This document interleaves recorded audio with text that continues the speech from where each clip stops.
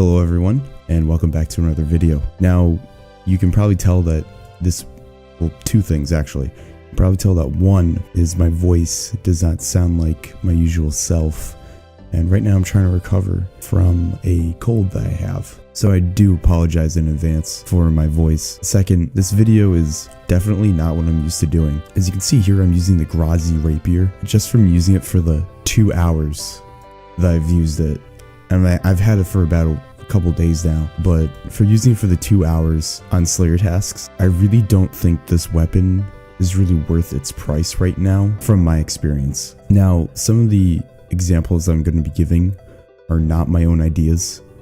I'm not an elite PVMer, so I can't take all the credit. So all the credit is going to go to Barhan1666 on Reddit, as I was browsing through some of the topics in regards to the Ghrazi Rapier, and I came across this post.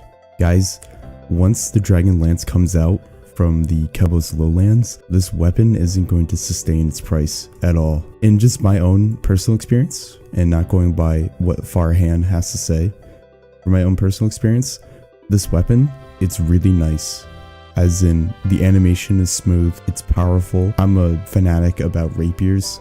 I love their design. I love everything about it. I think it's a very powerful weapon, as stated before. It can hit easily in the 40s. But overall though, its uses are slim. For training Slayer and just combat in general, this is the best melee weapon to use, considering of how, as compared to the Tentacle Whip, it has an extra max hit, as well as it has more offensive bonus, and the biggest factor of how it's non-degrading. I understand how this rapier is the best in slot for melee training. I completely understand that, but does it really justify its 300 mil price tag when the Dragon Lance will become the best in slot melee weapon against Ohm, the best in slot most likely melee weapon against the Hydra? Although, at the time of this recording, we don't know if the Hydra will have 3 phases that will represent each combat style within Runescape.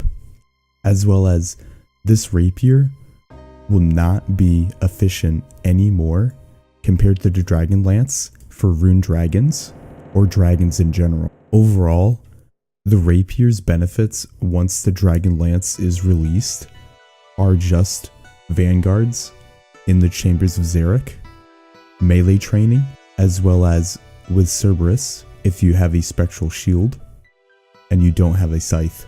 Another use that the rapier has is when attacking Vasa's crystals in the Chamber of Xeric.